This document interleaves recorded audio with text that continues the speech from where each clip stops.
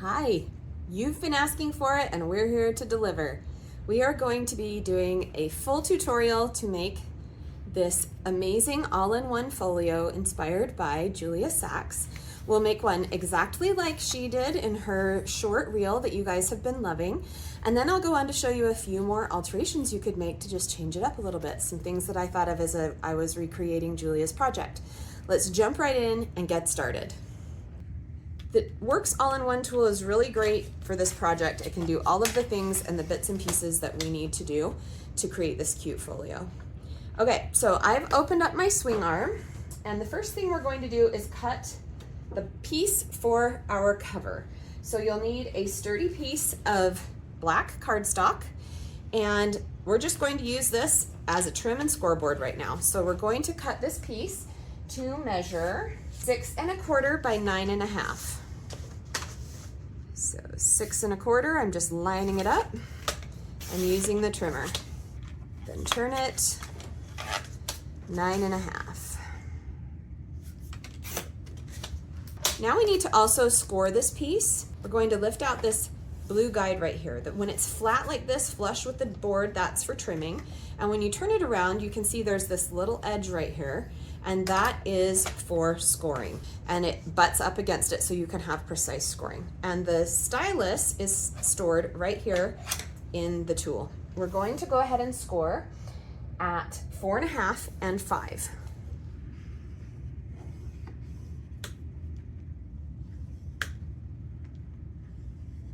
Okay, then we'll fold on those score lines. Sometimes I like to use my stylus, I put it away prematurely, to make nice crisp folds. That is the base of the cover. Okay, from now on, I have pre-cut my pieces just for speed in this video. I wanted to let you guys know that down below that we have a printable with all of these instructions also written out with all of the measurements and everything right there for you that you can download and look at, or download and print. Now that we have our cover cut and scored, we are going to add some pattern paper to the front and the 2 inside panels. Those you will cut to 4 1/4 by 6. I did 2 that were the same for the inside cover inside of it and 1 different one for the front cover. So let's go ahead and adhere those right now.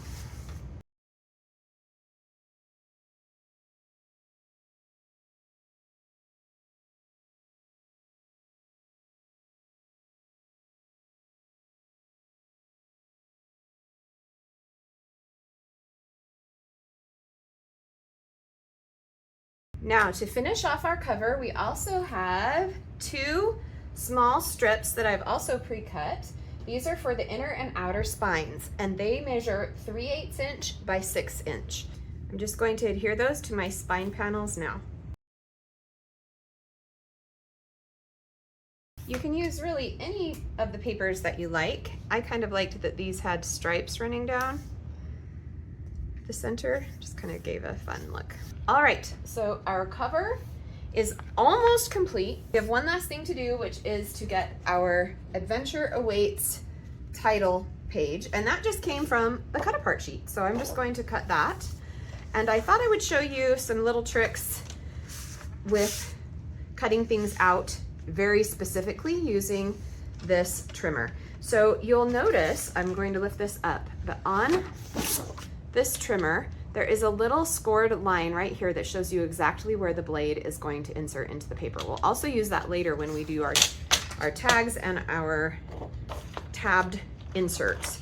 But that allows you to place your blade exactly where you want it. So if I only want to cut this out and leave the whole rest of my page intact, I can start with that score line lining up to the edge of my cut apart and just follow it along the track until the score line again on the blade meets the top of that cut apart place. So you can see now I just have this little slit that I've cut right there, and I can turn it and do it again.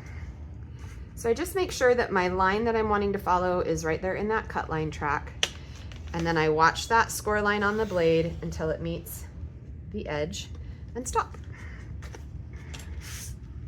Skip this over, do it one more time.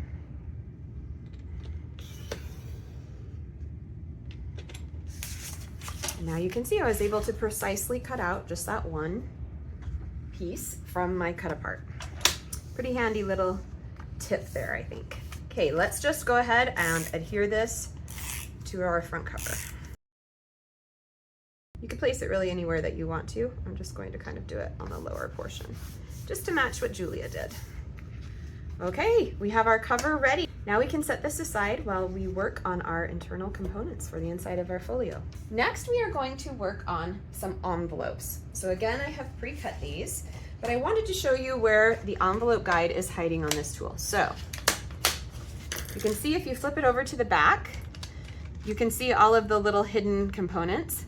So this is the piece we need right here, this alignment guide. On this alignment guide, you'll see that you are able to use it to make banners, envelopes, and tags. The instructions for each are on the back of the alignment guide, and then the charts for sizing and cutting your paper are also on the front of the alignment guide. So the first thing we are going to do is we're going to make 2 envelopes. One that's sized for a 3x4 card. That's the first one we're going to do. So I come down here where it says card size, find the 3x4, go over a column to the paper size, and it's 3 3/4 by 3 3/4. And this last number here that says alignment guide, that is our starting position for our first score line, which is 2.5.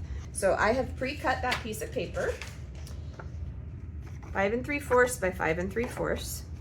And now to make our envelope, we're just going to open this up. One tip is I like to slide my blade all the way up to the top before I open this up, because I'm going to leave this cutting panel open while I work with the tool. And if it's down low, I tend to catch my arm on that blade. And for safety reasons, just push it all the way up to the top, and then that doesn't happen. Okay, you'll see that there is a little triangle here that says envelope. There's a corresponding triangle on the board that says envelope. It's at the 3-inch mark. So I'm just going to take this guide, and it's magnetic, and the board is magnetic, and just align those 2 envelope markings. And that is our starting position of where this guide needs to lay to make an envelope. Going to need our scoring tool again, our stylus. Then we're going to take our piece of paper and start with our bottom left corner, aligning on the alignment guide to that marking that it told us to start at, which was 2.5. So I'm going to go ahead and set my paper just there. Now, we are going to score right along the alignment guide, not over here, not anywhere in between, just right along the alignment guide, which happens to always, for envelopes, be at the 2-inch mark on the ruler. So now we're just going to score. So we have our first score line. And then, from then on, that's the only time you have to use this ruler. From then on, you align that score line to this mark here that is the score guide. So I'll show you a little closer up. You can see there the score guide and that little notch. You just align that previously made score line right to that notch. So there's my score line. I'll fold it so you can see it a little bit better. And then you're going to align that score line in line with that notch, and then score again in this 2-inch score track. Then I'm just going to rotate it again, align my score line to the score guide, and one more time. Sometimes envelopes can feel a little bit tricky because you may want to keep going back to that 2.5-inch mark. You don't need to do that. That mark is for your first score only, and from then on you use the score guide. Okay, now I basically just have score lines, but now I need the little notches that make this easy to fold as an envelope. So I'm going to turn my board, and right here we have our envelope punch, and it's marked on the board. You'll see on here there is this small little piece that is popping out. If you're familiar with our punch boards, you'll be familiar with that little notch. Now we're going to align where our score lines intersect on the 4 sides of our envelope paper to these 2 score markings here, with the left one aligning to that little pop-out guide. So I've got a score line here aligned with that little guide, and then the other score line there, and then I'm just going to punch. So you can see that that's punching that little notch to make this into an envelope. And then I just rotate to the next one, line it up again, repeat it on all 4 sides. This is a busy paper. Sometimes I have to double check my notches. Okay, now I could just fold this up and let this be my envelope, but I want to have rounded corners of my envelope. So that's just the flip side of this same envelope punch. So now this is the corner punch, and I just can go ahead and put it in there and it rounds my corner. You're actually pressing on the same punch button. This side notches, this side rounds corners. So now I have all of my rounded corners, and then I can just assemble my envelope. Folding the sides in.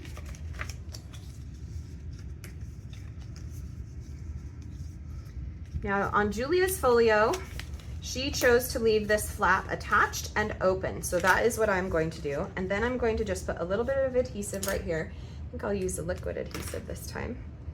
Just down the sides of my envelope. Hold it shut.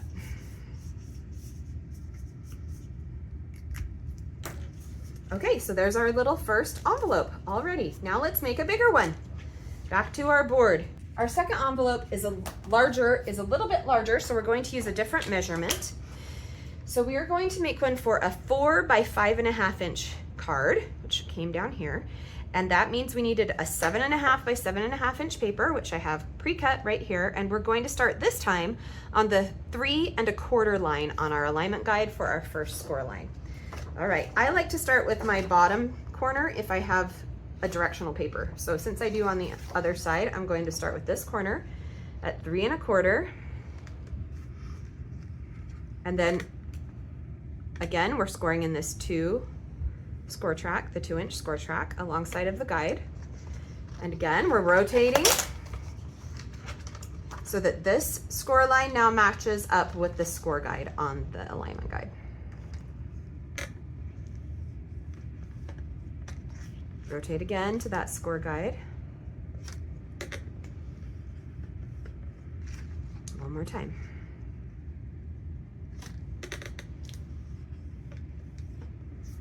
Okay, now on to punching where our intersecting score lines meet at each corner so that we can fold up our envelope.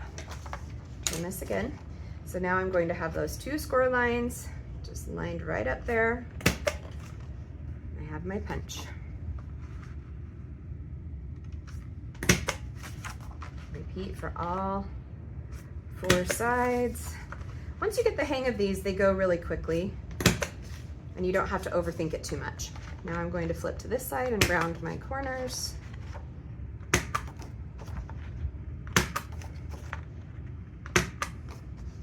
And then flip and assemble my envelope.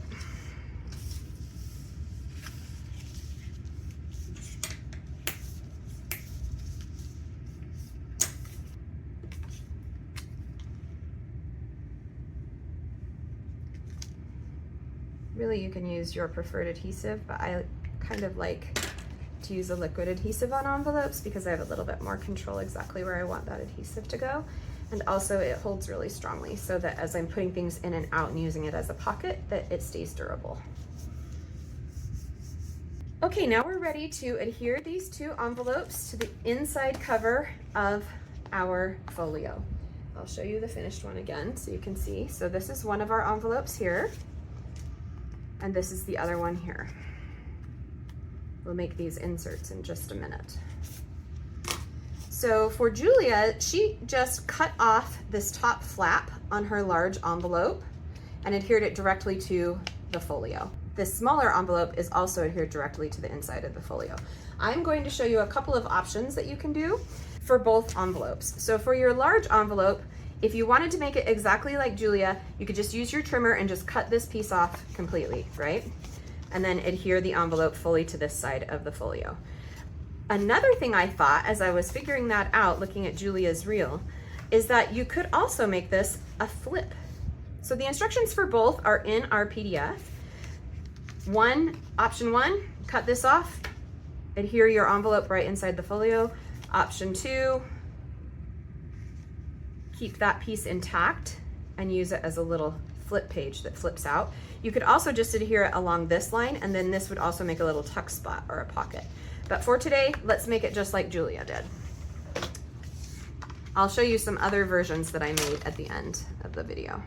So right now I'm just aligning this and trimming that piece off. And then I will adhere it to the inside of the folio. Make sure I have my cover the right way, and I'm going to do it just like Julia did with my pocket going out that way.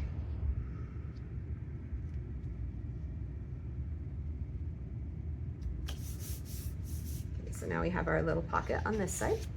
And then I'm just going to adhere this one completely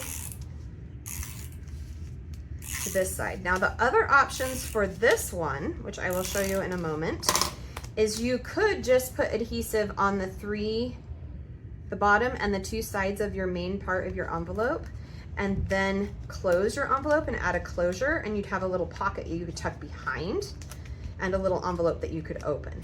So I'll show you that as well in another version, but for now I'm just going to adhere the entire thing just like Julia did. Okay, so now we have our little pocket on this side as well. Okay, we can set this aside again because now we are going to make our tags and our tabbed inserts for the inside of our folio. Let's start by making our tabbed inserts, which are these 3 pieces that you can add photos, journaling to, and tuck inside that larger envelope. So I've already pre-cut, again, the sizes that I need, which are 3 4¼ by 5" pieces, and these fit perfectly within the envelope.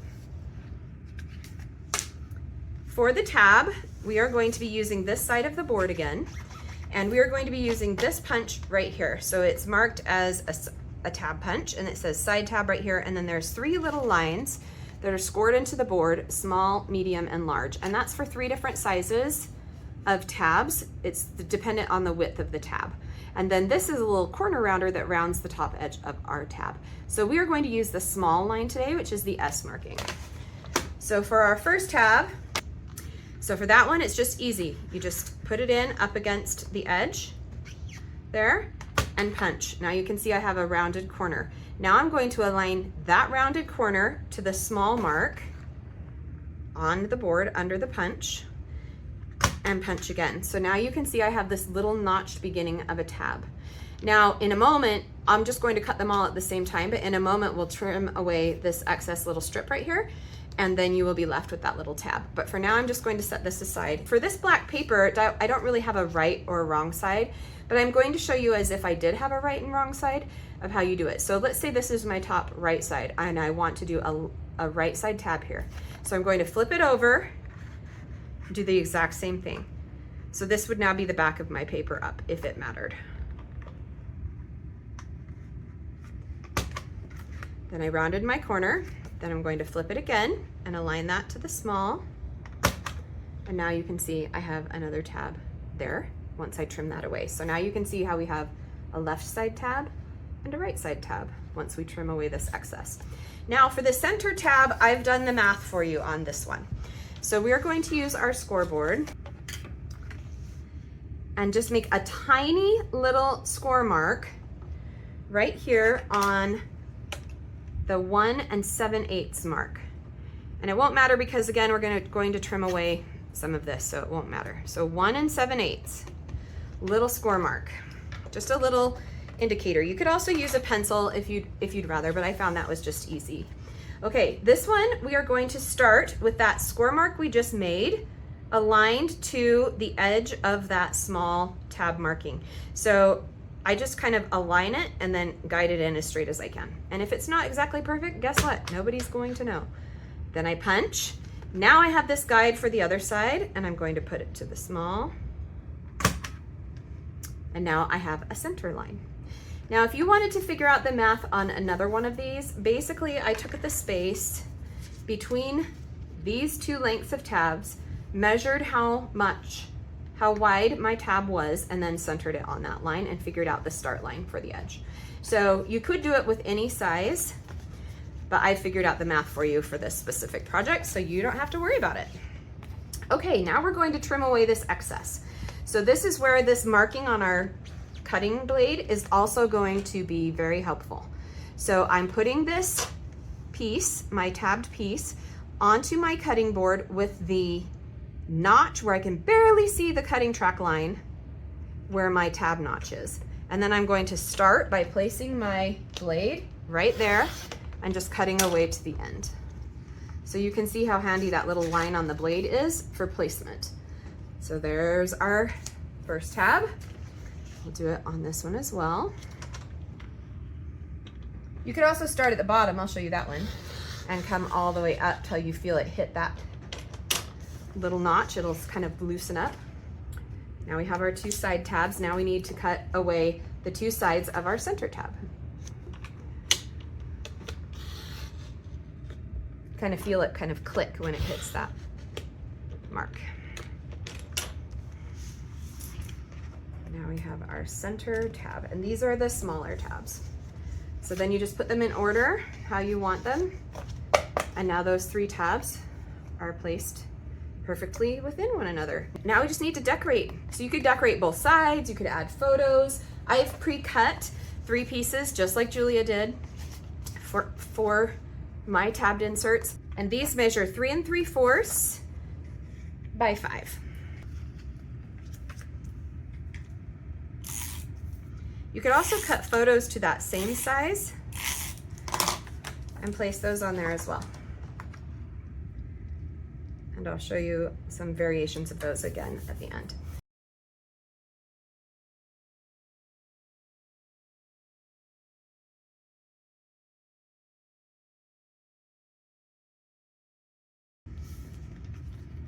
Those are ready to decorate and play with. And for now, we'll tuck them right into this envelope so they're ready and waiting.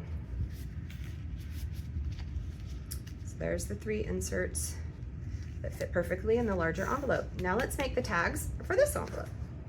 For the tags, you're going to need 2 pieces. Really, you could make more if you wanted to, but just like Julia did, I made 2, and these measure 3 inches by 5 inches.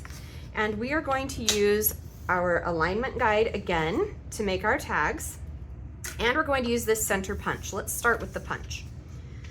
So on this punch, you will see on either side of it, there are embossed measurements along the side of this, and you can use this for the banner and as well as it's just a circle hole punch. So you can use it for tags and banners, but you could also use it as just a regular hole punch if you needed it.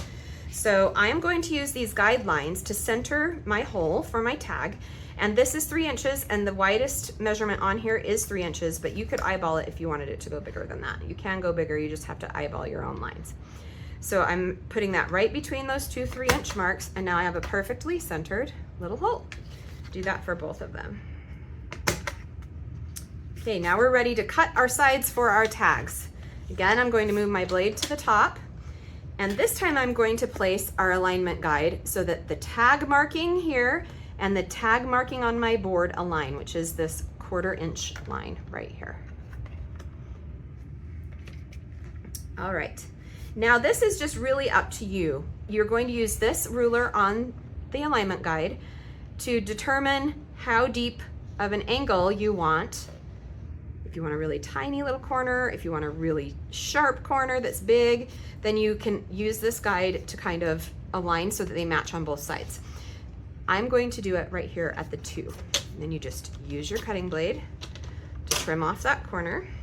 Now I'm going to flip it over and make sure that the top of my tag is still aligned with the 2-inch mark on the guide, and trim the other side. So that makes it super easy to get perfectly symmetrical corners to your tags.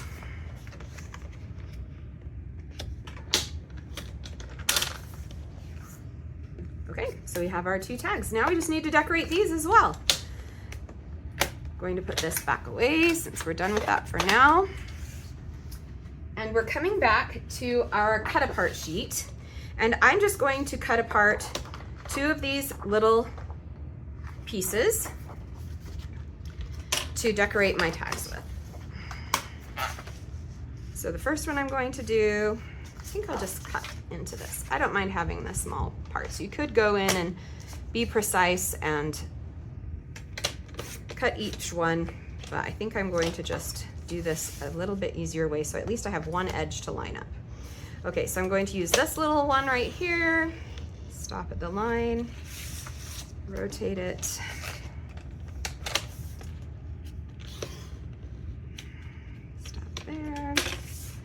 And then I'm going to also use this weather report.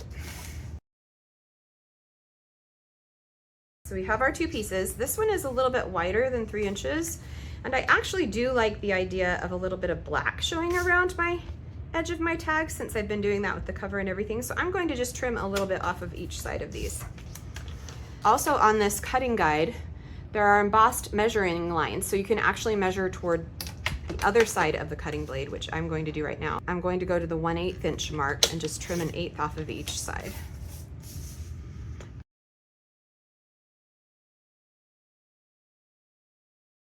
See how I like that?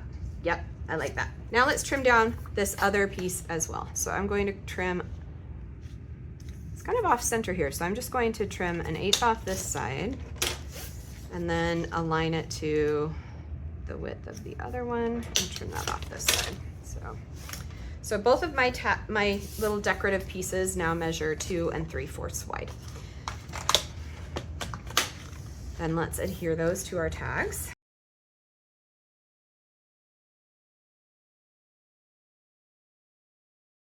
And then these slip right into this side. So now we have all of our little folio full, and all we have left is to make the cutie little tassel that hangs off of the side. So let me show you how to do that. On the board, here down by your scoring stylus, right above that are these little tubes that are also tucked into the board. There's 4 of them, we only need 2. And then along this side of the board, we have all of these markings. So these are labeled A, B, C, D. So we're going to put them in D and H. So there's 3 empty holes in between them. Really though, if you wanted a longer tassel, you just spread these further apart. If you want a shorter tassel, you can either trim it or spread them, squish them closer together. Now we're going to need some twine. And I have my loose end and I leave this end attached because really, I don't know how much of it I'm going to use right now. And then I'm going to just tie a basic knot to secure this to one end so that it can hold in place on that D peg. And then you're just going to wrap it around the 2 pegs. Now the number of times you wrap will determine how full your tassel is. So if you want to kind of get a feel for it, you can stop and kind of see how full it is and just keep going. On this one I did about 10 or 12, although of course I haven't been counting this time. Just however thick and full you like it. It will depend on also the thickness of the twine or string that you are using. I think that's good for me. Okay, then I'm going to trim with just a little bit of excess and secure this end as well to this second peg, just so that that string stays in place. And that one I didn't even do a knot, I just did like the first part of the knot. Okay, now I want to add a little string that I can like hang my tassel from, right here centered at the top. So to do that, I'm just going to get a little bit of string, 6 to 8 inches or so, and I'm going to thread it up through my string. So now I have it kind of wrapped around, and I'm going to pull it up to, this is going to be the top of my tassel, so I'm going to pull it up to the top so it is coming off the side of the peg there. And then I'm just going to knot it.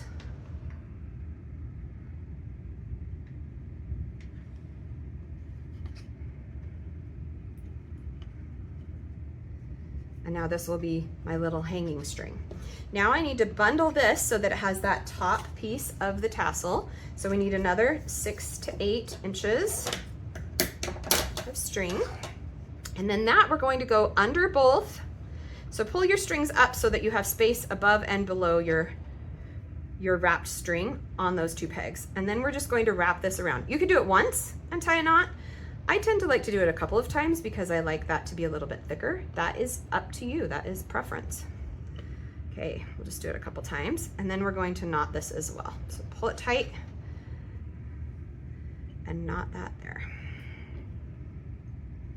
Now you can either leave these strings and let them become part of the tassel strings, or you can trim them off. At this point, we're good to pull our tassel up off of the pegs. And then we just need to trim it just short enough that we remove those 2 knots we made. So I kind of look for where those knots are and trim just above them. And then we have our little tassel. And if you want to, at this point, you still can slide this up just a little higher if you wanted it to be higher. This, depending also on your string, it may be able to be moved a little bit. All right, so we're done with these pegs. Put those away. And now we just need to attach this to our spine. Now you could find center and use this hole punch. Since I've bulked it up so much, I'm just going to use my crocodile to add a hole for this. And I'm just punching a hole centered on the spine just because I use thick paper, and then I added even more paper. And now there's two ways you can attach this. So what Julia did is she threaded both ends through here, found the length that she wanted it to hang down, and then she taped on the inside and then covered it with a sticker or an embellishment. I think I'm just going to tie mine straight to the top. So I'm going to put one string through and actually use my hanging strings that we tied on to kind of knot this onto here.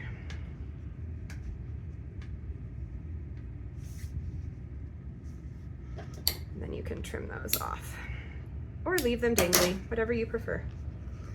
Okay, so now we have our little tassel just tied on, our envelopes and our inserts. So that's exactly how Julia made hers. Now I want to show you some variations that I made of this same folio. So the first one I did, I wanted to see it in different colors. So I did one that was just pinks and happy, and I wanted to show you how I added in some embellishment. And I just added a ribbon closure by wrapping ribbon around the finished folio, adding some ephemera to decorate, and I used actually one of the tassels that came in the collection instead of making my own with the Works tool. Then when I opened it up, this is an example of that flip folio. So I kept my flap of my envelope and added it here, and then it gave me a whole 2 more spots that I could decorate. So I added some pictures there. I actually used a cut apart piece to make another little flap right here. So this is just 2 cut apart pieces that I scored and then made a little closure, and this is a little Velcro dot. And then I was able to make 2 smaller tags. You can even make tags with the Works tool of your photos, and was able to even have more little tuck space right there behind the cut apart pocket that I made. Then on this side, we have those 3 inserts that we made. This shows how you can use them with ephemera to decorate them. You could journal on the back. I also left this one, I haven't done my journaling yet, but you could totally journal on this one. And then there's another photo. So I made these photos into tags just because I could with my Works tool. Thought it was pretty fun. You make them just the same way, just with your photo instead of a paper. Tucked those into there, added some more photos here. And then on this side, I went ahead and adhered just the 2 sides and the bottom of the smaller envelope. And then the 2 tags that we made, I just made them out of pattern paper and cardstock, made them double-sided so that I could have journaling spots and photo spots for them. Made another little pocket with another little cut apart. It's that same trick of just adhering anything on the sides and bottom, and then you have a little pocket. You can make anything a pocket. And then I added a closure to this envelope, little Velcro dot there, and I could tuck in more journaling spots and photos into this tiny envelope. You can see those there. So that was one way that I played with it and had fun, and that is another way of you to see it with another color scheme, a closure. Here you can see that I did bring my string to the inside and then added a little bit of an embellishment to kind of cover that. So fun, right? Such a great little project. I loved playing with it and using the techniques that we used to create this basic folio to then expand it and use those same techniques to make even more tuck spots and pockets. So there's that first one. Now you could do this with so many different color schemes, and since I love Halloween, I also did another one. So this one will be for Halloween this year, and I'll be putting pictures of probably my grandkids when they are all dressed up for Halloween. I just decorated the cover. This one I added some stitching to my panels prior to adhering them to my folio because I wanted it to be kind of messy and stringy and spider webby. So that's what I did with that. On this side, this time I did keep my pocket open, so I was able to stick the 2 cut apart tags in there, and I'll put photos on the back of those or journaling. But I also left my flap free so that I could put even more tags behind that envelope. So again, it's kind of a combination of the 2. I made the envelope, left it open, didn't have it have a closure, so it has an open pocket for tags, but then I just adhered it on the sides and bottom so that I could have another back pocket there. Then on this side, I did my little inserts, and these are ready for photos. I decorated one. I'll probably add some lined paper to the back of that to journal, and then a spot for my 2 granddaughters' pictures of them dressed up for Halloween will go on those 2. And then again, I liked the idea of having the flip, so I left the flip. A spot for photos will go here, but this time instead of adhering this completely down like I did in this book, I just adhered it just barely at the edge on just the right side of my fold so that I could have a little tuck spot for another tag or photos that I could stick into there. And these are just tags made with the Works tool, layered up with some tags from the collection. And then I made my tassel this time using the Works tool, but I used thread, so it's a lot thinner tassel. And I tied a bow at the top to adhere it to the spine and left all these wispy stitching threads to really feel like Halloween. So there's 3 options. You've got Halloween, you've got everyday, and you've got a travel folio. I hope you loved this tutorial and that you will be making your favorite little folio soon.